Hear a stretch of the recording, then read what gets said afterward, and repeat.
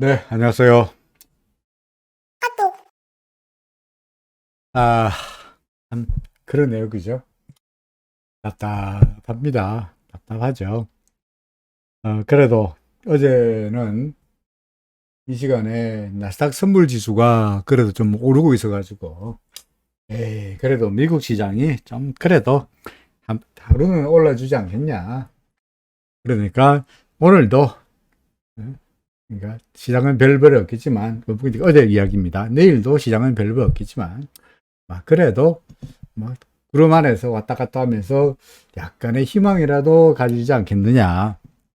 그렇다고 제가 여러분들에게 바닥이다, 적극적으로 매수해라, 끝내준다, 이런 이야기를 하진 않았습니다만은, 그래도 약간의 희망이라도 좀 두고 보자 하였는데, 오늘은 그 기대마저 산산조각이 나고 말았죠. 우리 오늘 제 영상의 제목은 이제는 정해진 수순대로 갈 수밖에 없다라고 써두었습니다. 무슨 말이냐니까, 우리, 뭡니까, 여러분들, 저는 바둑을 잘 못 둡니다만은, 바둑을 잘 두는 편 아니에요. 바둑 잘 못 둬요. 하지만 종종 바둑 TV에서 중계방송 하는 걸 종종 봅니다. 바둑 두시는 분 아시겠습니다만, 바둑에는 소위 말해서 정석이라고 있죠. 바둑의 정석. 그죠? 네, 옛날 학교 다닐 때는 뭐의 정석, 수학의 정석, 이런 책도 있었어요. 수학의 정석. 정석이 뭐냐? 이게 바둑판이 이렇게 쓰면, 예를 들어서 정해진 수순에 따라서 흙이 100이 여기 놓으면은 흙이 그 다음 놓고, 거기에 놓으면은 여기 놓고, 그죠? 놓고, 또 놓고, 이런 식으로 미리 정해져 있는 수순을 말해요. 정해져 있는 수순을 말하죠. 그죠? 만약에 물론 정해진 수순을 안 따르면 어떻게 되느냐? 따르지 않으면은 정해진 수순이 가장 그야말로 최적화되어 있는 길인데 이 정석을 따르지 않으면은 어떻게 됩니까? 당연히 정석을 모르거나 정석을 따르지 않으면은 그 사람은 대보면은 지게 돼 있습니다. 그죠? 결국은 뭐냐? 이미 정해져 있는 수순대로 차곡차곡, 예를 들어서 백이 여기 놓고, 그 다음에 흙이 여기 놓고, 그 다음에 백이 여기 놓고, 그 다음에 흙이 여기 놓고, 하고 차곡차곡 이렇게 진행되는 가장 최적화되는 길로 바둑이 전개되고 있는 거죠. 그죠?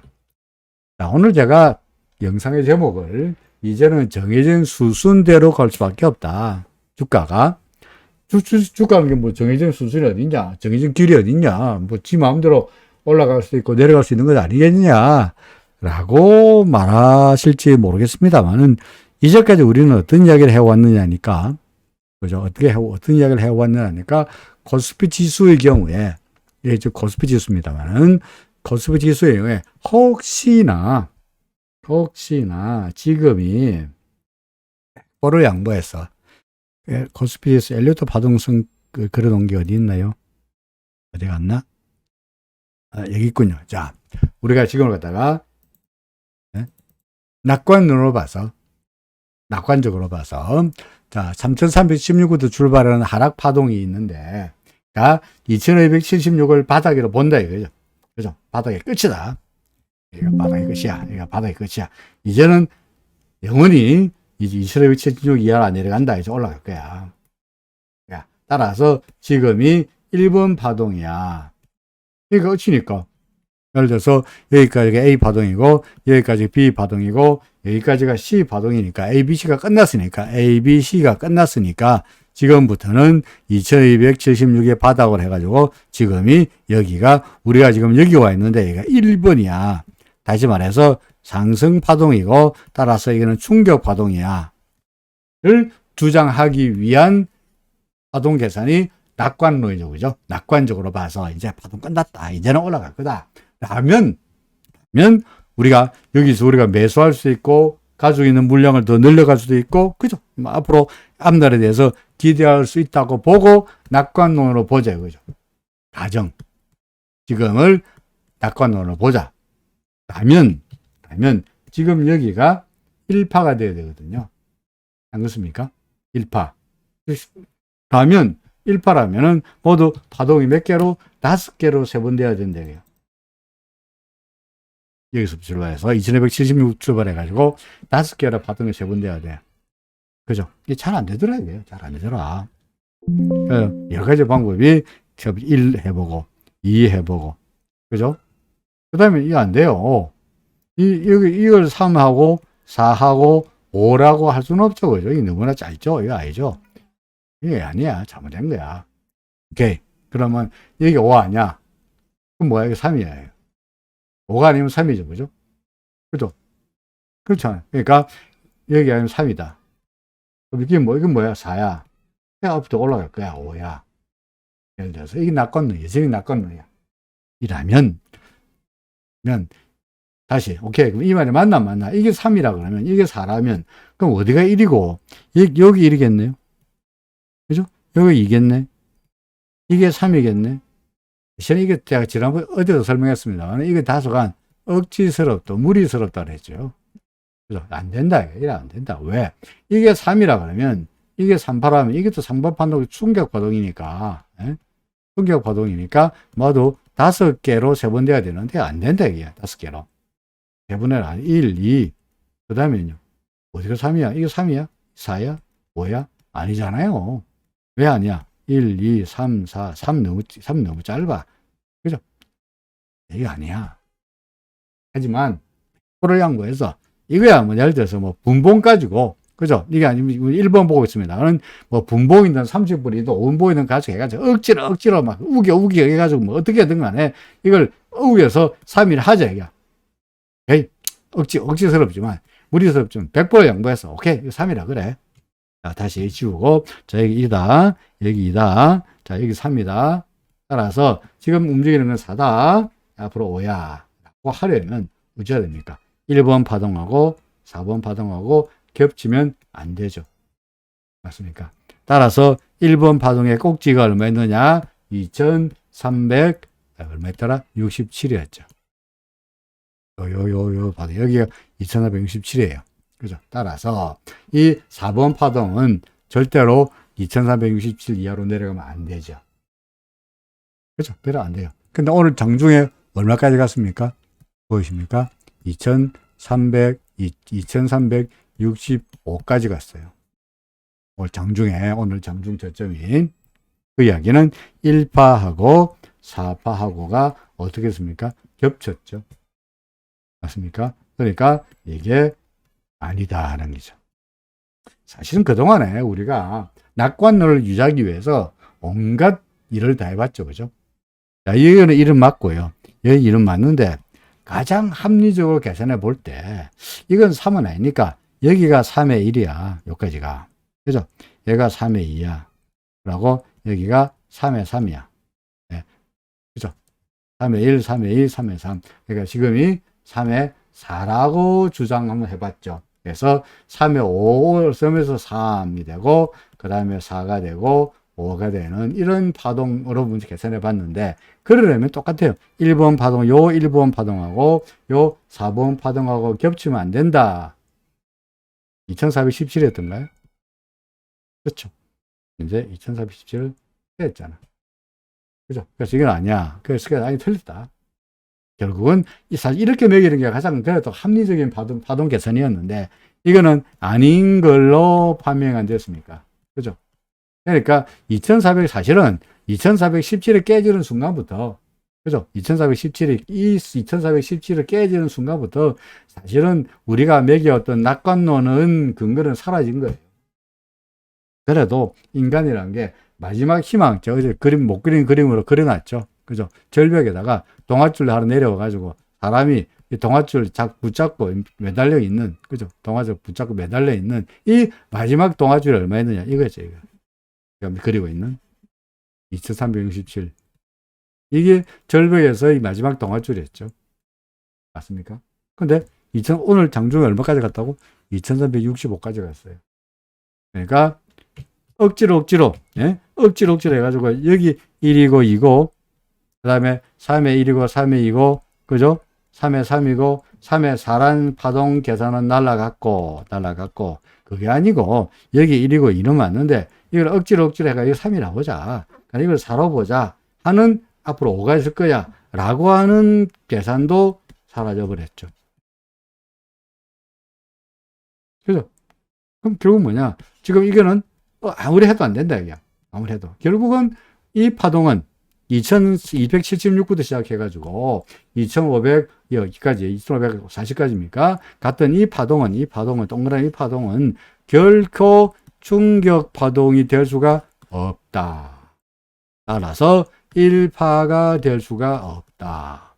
그럼 결국 뭐가 됩니까? 조정 파동일 수밖에 없다. 이 이야기죠, 그죠? 그죠? 조정파동이라는 이야기. 이게 조정파동이라는 이야기는 뭡니까? 다시 하락파동이 있을 수밖에 없다는 이야기고, 이 하락파동은 필연적으로 뭘 이하로 내려가야 됩니까?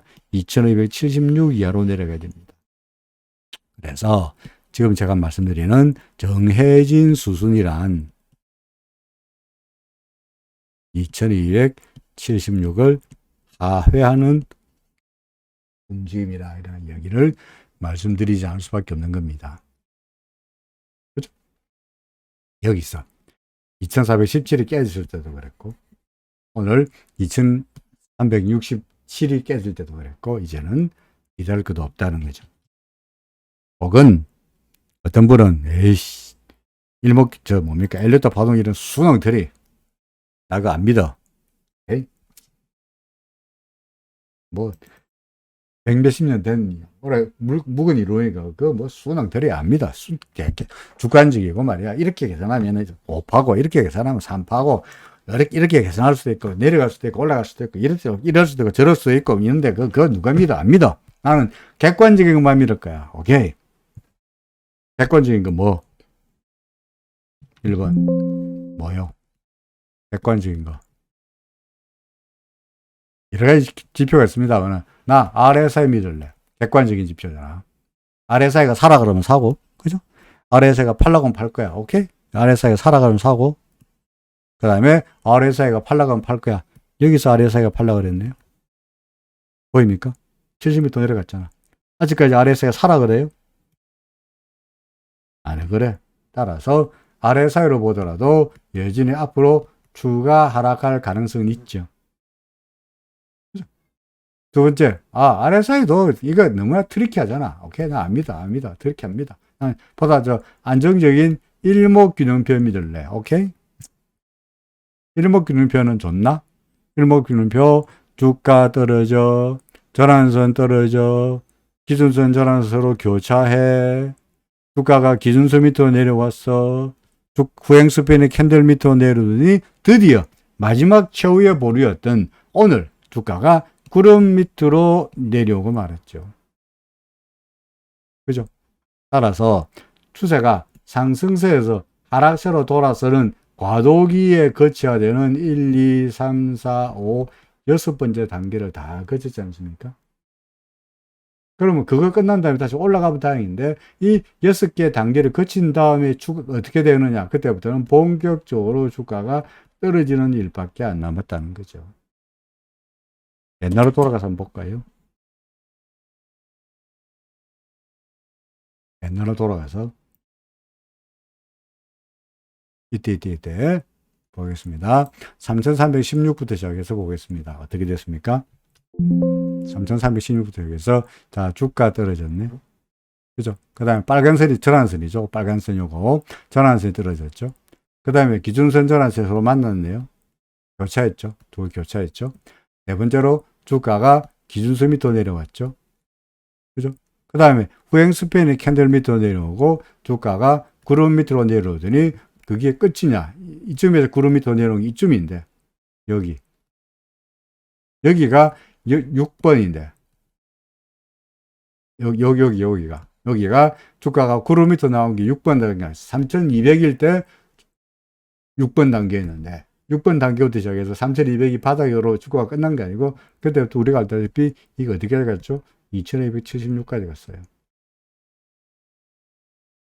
그래서 구름 밑으로 내려온 다음에 주가가 2276까지 갔어요. 무려 100포인트나 빠졌죠. 3300에서 2200까지 갔으니까 1100포인트 빠졌죠. 지금도 2200, 그렇다고 해서 물론 지금도 마지막 여섯 번째 단계가 마지막으로 주가가 9m 나왔다 그래가지고 앞으로 과거처럼 다시 한번 주가가 1100포인트 빠질 거다 하는 이야기는 아니에요. 설마 그렇겠습니까? 1100포인트 빠지면 지수가 얼만데 1100포인트 빠지면 주가가 지수가 1200밖에 안 되고, 그럴 경우에는 삼성전자가 지금 얼마입니까? 5만 전자가 아니고 한 3만 전자가 될 텐데, 그런 이야기는 아닙니다만은, 야간 간에 마지막 우리가 남아있는, 그래, 결국은 무슨 이야기냐? 우리가 지금 이 파동이 3파동이 아니다. 그럼 뭐야? 4다 이거죠. 여기가 C가 아니고. 따라서 지금 우리가 말하는 것은 지금 주관적으로 낙관론으로 볼 수가 없지 않냐는 거죠. 맞습니까? 어디 갔지? 또 잊어먹었어요. 네? 낙관론으로 볼 수가 없지 않나? 어디인데 자꾸 잊어먹죠. 여기 있구나. 그래서 낙관론으로 보지 말고 그럼 보수적으로 볼 수밖에 없지 않냐. 보수적으로. 그죠? 보수적으로 볼 수밖에 없지 않냐. 다시 말해서 여기가 A도 맞고 여기도 B도 맞는데 여기가 우리 지난번에는 여기를 마지막 5로 봤습니다. 그게 아니고 여기가 1이고 C 파동에 여기가 2파동이고 여기가 3파동, 2576이 3번 파동이고 우리를 잠시 그 상승률 기대감을 자아냈던 이 파동이 네 번째 파동이고, 따라서 다섯 번째 파동이 남아있다는 거죠. 1, 2, 3, 4 지나갔다가 1, 2, 3, 여기까지가 4 지나갔다가 이제 5 남았다는 거죠. 요 3파동 바닥이 얼마 있느냐? 이게 2276이라는 이야기죠. 따라서 우리에게 앞으로 주어진 파동은 지금부터 무슨 파동이냐? 지난번에 이야기했죠. 그죠? 5파동이 어딘가 가고 있다. 그죠? 5파동에 뭐 3번 파동 정도 가고 있지 않겠냐라고 말씀드렸죠. 그죠? 어떤 분이 설명했더라? 우리가 지금 현재 5파동 중에 5파동에 1, 5파동 2, 5파동에 3 정도 어딘가 가고 있다라고 이야기했죠. 그죠? 어쨌든 간에 우리가 지금 5번 파동이라면 이 5번 파동은 3번 파동 밑으로 내려간 말이 맞죠. 그죠? 그렇잖아요. 1, 2, 3, 4, 5. 얘가 3, 얘가 4면 5 파동은 3파동 밑으로 내려가야죠. 그러니까 2276 이하로 어디 갈지 모르겠습니다만 2276 이하로 내려가는 것은 정해진 수순일 수밖에 없겠다. 우리가 엘리트 파동을 뭡니까? 자동차 내비게이션이라고 그러죠. 그죠? 물론 내비게이션은 처음부터 예를 들어서 남산에서 그죠? 남산에서 어디 가자? 뭐 서울역이라 합시다. 서울역에서 강남에 가라. 강남에 가라. 가고 싶다. 어떻게 갑니까? 서울역에서 강남까지 가려고 그러면은 통상 가는 길은 한강대로부터 쭉 내려가서 그 한강대교 앞에서 좌회전을 해가지고 강변북로를 타고 가다가 뭐 영동대교를 건너거나 뭐 그렇죠? 한남대교를 건너거나 해서 남쪽으로 내려가는 게 보통의 길입니다만은 가다가 출발을 하고 그럴 때, 야, 글로 가면은, 한강대교 막히니까, 너 그러지 말고, 남산길로 올라가가지고, 남산 돌아가가지고, 해서 한남대교 건너가라. 그렇게 하죠. 하다가 길을 바꾸죠. 그죠? 그야말로 교통량에 따라서 중간중간에 다른 길을 이래 가라 그래. 처음에 이래 가라 그랬다가, 아, 그 길이 아니야. 바뀌어. 하고 가라고 이야기합니다. 근데 아무 말이 없으면 어떡합니까? 계속 본래 지정된 길로 가게 돼 있죠. 나름대로 내비게이션이 온갖 그 앞에 있는 도로의 교통량을 다 나름대로 판정해보고는 그렇게 가는 것이 제일 좋겠다라고 우리한테 이야기해 주고 있죠. 그죠? 내비게이션이 그렇습니다. 엘리어트 파동을 저는 종종 우리 자동차의 내비게이션이라고 말하고 있죠. 그러다 보니까 내비게이션이 종종 가다가 중간에 수정할 수 있다. 시장 상황에 따라서 수정할 수가 있다. 그럼에도 불구하고 우리가 왜 엘리어트 파동을 믿느냐. 오른다 그랬다가 내린다 그러고 말을 바꾸기도 하고. 그런데 왜 우리가 엘리어트 파동을 보느냐 하면은 내비게이션이 중간중간에 처음에는 한강대교 가라 그랬다가 중간에 아 미안하다 그 길을 맡기니까 용산에서 좌회전해가지고 후암도로 돌아가가지고 그죠?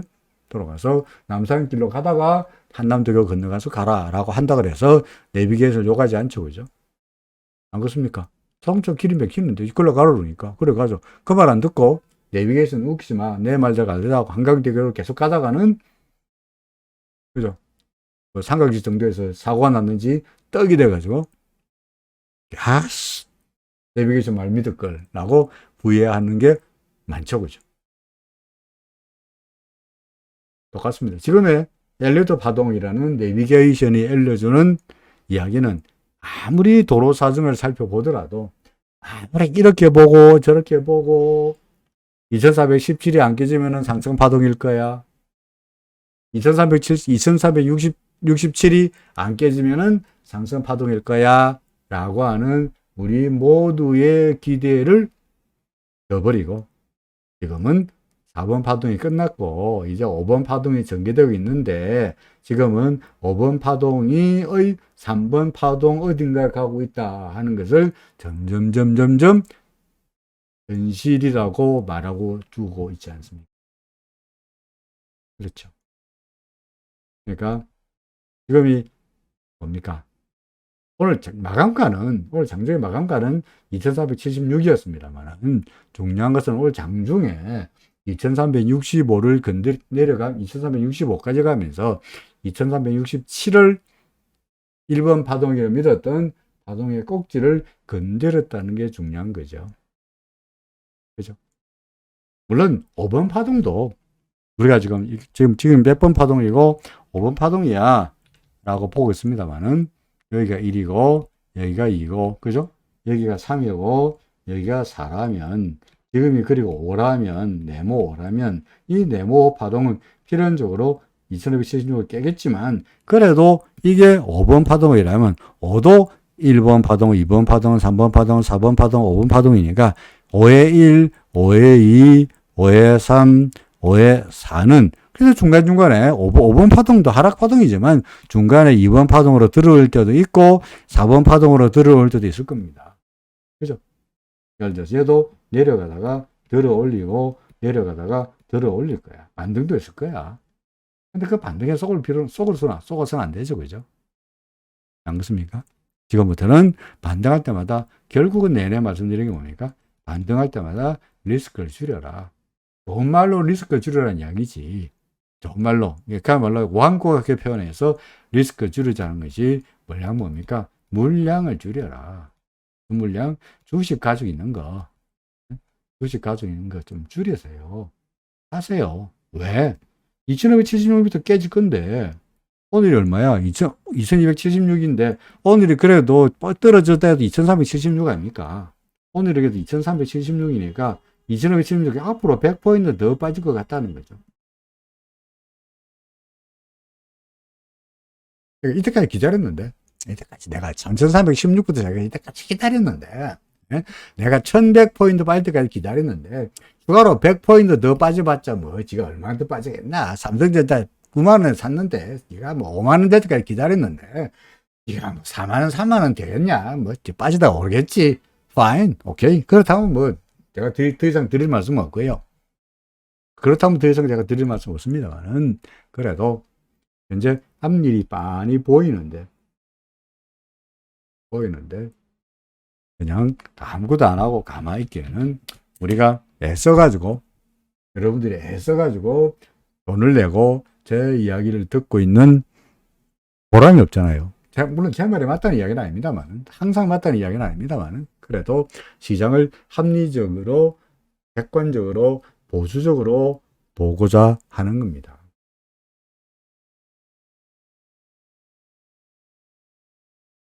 인간이란 게 항상 지한테 유리한 방향으로 보게 돼 있어요. 그죠? 내로남불이 그냥 처음 나온 이야기는 아닌 거야. 정치인들이 한 내로남불이 아니고 우리도 내로남불 아닙니까? 우리도 내로남불. 저도 내로남불이고 여러분들 다 내로남불이야. 다른 놈들은 다 주식시장에 다 깨지더라도 내가 가지고 있는 주식만은 절대로 안 내려갈 거야. 다른 놈들은 주식에서 다 손해를 보더라도 나는 주식시장의 마지막 최후의 승자가 될 거가 라고 믿고 싶은 게 인간의 마음입니다. 그죠? 그러니까 다 주식을 하죠. 그죠? 저는 남들보다 다르다는 생각으로 주식을 합니다. 하지만, 그러려면은 남들보다 달라야지.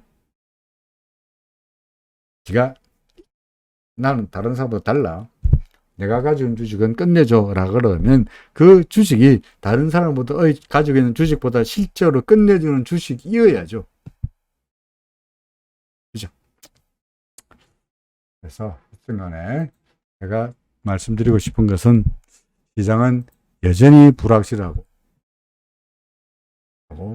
오늘 2467을 깨는 바람에 예전에는 더 이상 믿을 자가 없고 일목균형표도 맛이 갔고 RSI도 맛이 갔고 엘리어트 파동도 맛이 갔는데 다 우리를 등을 돌리고 있는데 그죠? 미국 경제지표? 미국 시장이 우리나라 시장을 도와줄 것 같습니까? 미국 시장이 경제지표가 좋으면 미국은요 요즘은요 경제지표가 좋으면 와 경기가 좋네가 아니고 와 FOMC 금리 0.75% 1% 올리겠네 주가 빠지고요. 경제지표가 나쁘면 와 경기 침체네 기업 실적 나쁘겠네 라고 주가가 빠집니다. 실적이 좋아도 이번 달에는 실적이 좋았는데 앞으로는 실적이 나빠지겠네 라고 빠지고요. 실적이 나쁘면 그거 봐 실적 안 좋네 라고 주식을 뺍니다. 시장 분위기가 하락세이다 보니까 무슨 뉴스가 나오더라도 시장에는 그게 악재로 작용하게 되어 있습니다. 그게 뭐야? 현재 시장의 분위기가 하락세이기 때문에 그렇습니다. 그죠? 또는 시장 분위기가 상승세인지 하락세인지 없지 않아. 우리의 경험에 따라서 일목균형표가 맞는지 안 맞는지 잘 모르겠지만 100%를 양보해서 순응틀이라고 하지만 그래도 우리의 경험으로 볼 때 얘가 주가가 구름 밑으로 내려가고 나니까 구름 밑으로 처박히고 나니까 그때부터는 별볼이 없더라. 많이 빠지더라. 그런데 나스닥 지수 우리의 마지막 기도와 희망을 가지고 있었습니다만 드디어 구름 밑으로 고개를 냈습니다. 필라델피아 반도체 지수 역시 구름 밑으로 떨어진 다음에 구름에서 점점 멀어지고 있습니다. 그죠? 오늘 여러분들에게 달러대 원화가 환율 자료 하나 보여드리려고 따로 준비를 했습니다. 이게 환율인데요. 그죠? 환율인데 지금 잘못 눌렀습니다. 보다시피 환율이 이게 유로입니다. 유로. 이 0.99 1유로가 1달러가 안 되고요. 그죠? 1유로 1달러가 안 되고요. 얘는요, 지금 보세요. 144예요. 144. 144예요. 143 잠깐 내려갔다가 이제 144입니다. 얘는. 원화는요, 1384원입니다. 우리나라 시장 오늘 이제 끝났기 때문에, 그죠? 3시 반으로 끝났기 때문에 우리나라 환율 움직이지 않고 그대로 1384원 그대로 있습니다만은 1384원입니다. 장중에는요, 보다시피 하이가 1388원까지 갔습니다. 엔화는 144까지 갔습니다. 어제보다 10원 이상 올랐어요. 런민비, CNH, 홍콩에서 거래되고 있는 런민비는, 위안화는 장중에 현재 6.97, 그죠? 심지어는 6.99까지 갔네? 그러니까 7위안에서 요새 그 중국에서 하는 이야기가 다시 빠오치 이야기하고 있죠. 빠오치. 7위안을 버텨라. 잘못하면 6.9949니까 0.0051만 더 올라가면 7위안 되잖아요. 그러니까 이것 때문에 어제 제가 말씀드렸듯이 중국 인민은행에서 외환에 대해서 은행들이 중앙은행에 반드시 맡겨야 되는 지급준비금률을 8%였다가 이걸 6%로 2%포인트 내렸어요. 단순하게 2%가 아니고 2%포인트 8% 지급 보증금을 내다가 6% 지급 보증금을 낸다는 얘기는 평소에 비해 가지고 25%나 8%에서 6%니까 2% 포인트 덜 내는 거니까 8% 샀다가 6% 사는 거니까 뭡니까? 25%나 외환 지급준비금 줄이가는 거야. 그만큼은 시장에서 흘러나오고, 시장에서 달러가 흘러나오면서 달러 값을 억지로라도 끌어내려가지고 실위안되는 꼴은 못 보겠다 할 정도로 위안화의 방어에 나서고 있는데도 시장은 그야 아랑곳하지 않고 장중에 6.99까지가 어제 그랬습니다. 오늘 6.99까지 갈 정도로 위안화 계속 약세, 엔화 약세, 유로화 약세, 달러 인덱스입니다. 보이십니까? 110을 넘어서고 있습니다. 달러 인덱스가 110을 넘어서고 하늘 높은 줄 모르고 날아가고 있습니다. 유로 약세요, 엔화도 약세요, 원화도 약세요, 런민비도 약세요, 달러는 지원자 강세요. 이런 판에 달러가 강세요. 이게 다 뭐 때문입니까? 달러 금리 때문이잖아. 그죠? 달러 금리 때문이잖아. 그리고 지금 문제는 이렇게 달러가 강세인데, 그죠? 달러가 강세인데, 미국에 있는 나스닥 기업들의 매출의 60% 이상이 뭡니까? 수출입니다. 그런데 이 달러가 강세면 수출 기업들이 수출이 잘 돼요, 안 돼요?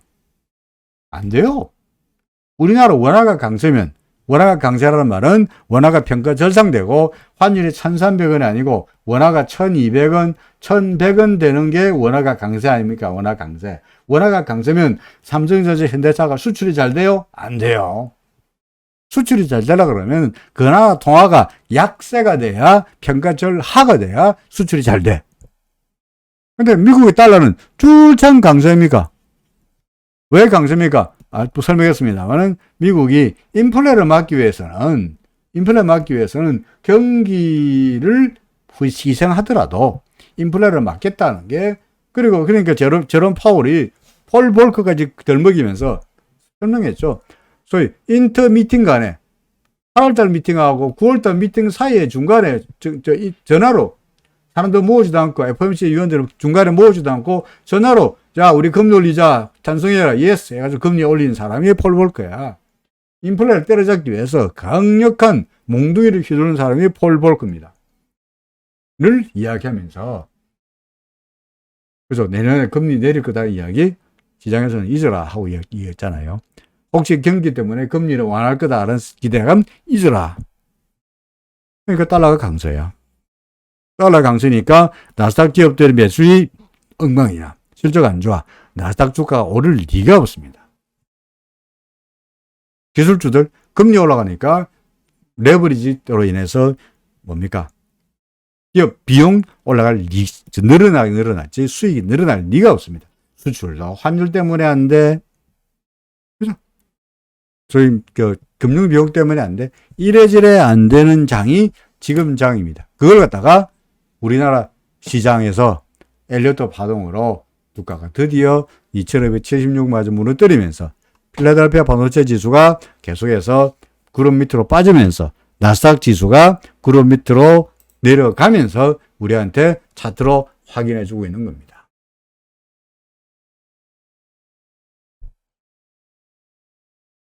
답답한 이야기 그만하겠습니다.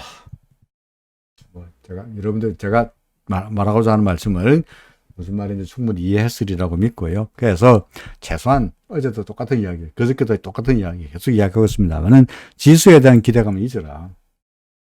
지수는 잊어라. 지수 더 밀린다. 여기도 시작해서 100번 이상 더 내려갈 수도 있다. 내려갈 수 있다가 아니고 내려갈 것이 확실시 된다. 그죠? 오늘이 2376이니까 2276 이하로 분명히 간다. 그죠? 확실하다.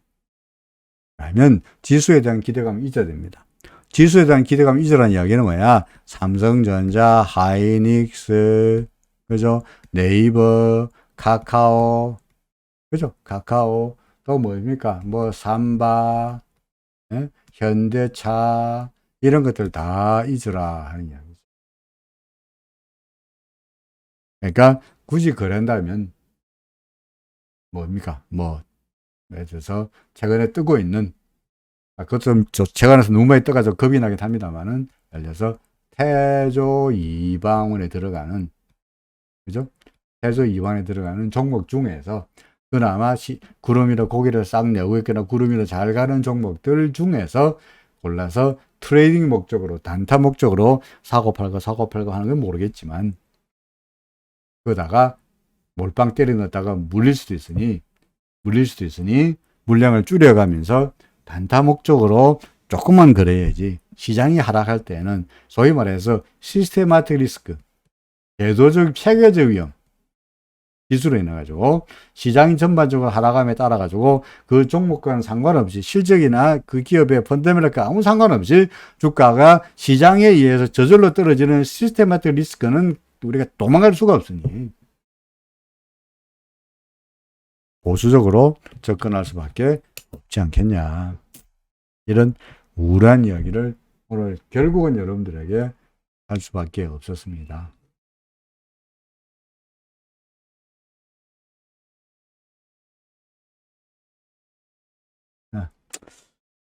그렇죠. 뭐 잠시 숨 돌리고요. 종목 삼성전자 보나만 하긴 합니다만 그래도 잠시 한번 보고 그 다음에 뭐 질문 궁금하신 내용을 질문하시면은 질문을 받고 그렇게 전개하도록 하겠습니다. 잠시 숨 돌리고 계속 이야기를 이어가겠습니다. 잠시만요.